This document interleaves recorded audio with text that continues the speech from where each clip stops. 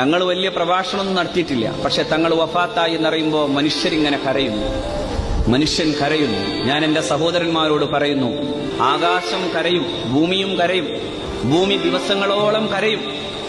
അങ്ങനെ കരയാൻ മാത്രം യോഗ്യരായ ഭൂമിയുടെ സന്താനങ്ങൾ നടന്നുപോയ മണ്ണ് ശൂന്യമാകുമ്പോ ആ മണ്ണ് കരയുമെന്ന് മുഹമ്മദ് മുസ്തഫ സ്വല്ലല്ലാഹു അലൈഹി വസല്ലം. ആ മണ്ണ് കരഞ്ഞു.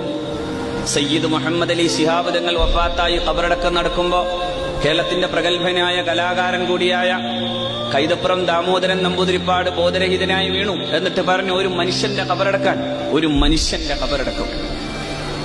അതുതന്നെ പറഞ്ഞു, ഇന്ത്യയുടെ മതേതരത്വത്തിന്റെയും കേരളത്തിന്റെ സൗഹൃദങ്ങളുടെയും കാവൽക്കാരനായി നിൽക്കുന്നു എന്ന് കേരളത്തിന്റെ ഇന്ത്യയുടെ തന്നെ സാഹിതീയ രംഗത്തെ ചക്രവർത്തിയായ എൻ ടി വാസുദേവൻ നായരെ പോലെയുള്ളവർ പറഞ്ഞു.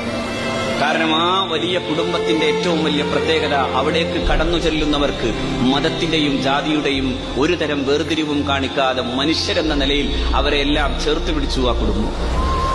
അതുകൊണ്ട് ഇന്ത്യയുടെ കേരളത്തിന്റെ ബഹുസ്വരമായ ഒരു സംസ്കാരത്തിന്റെ മുഴുവൻ ഒരു പൂങ്കാവനമായി പാണക്കാട് തറവാട്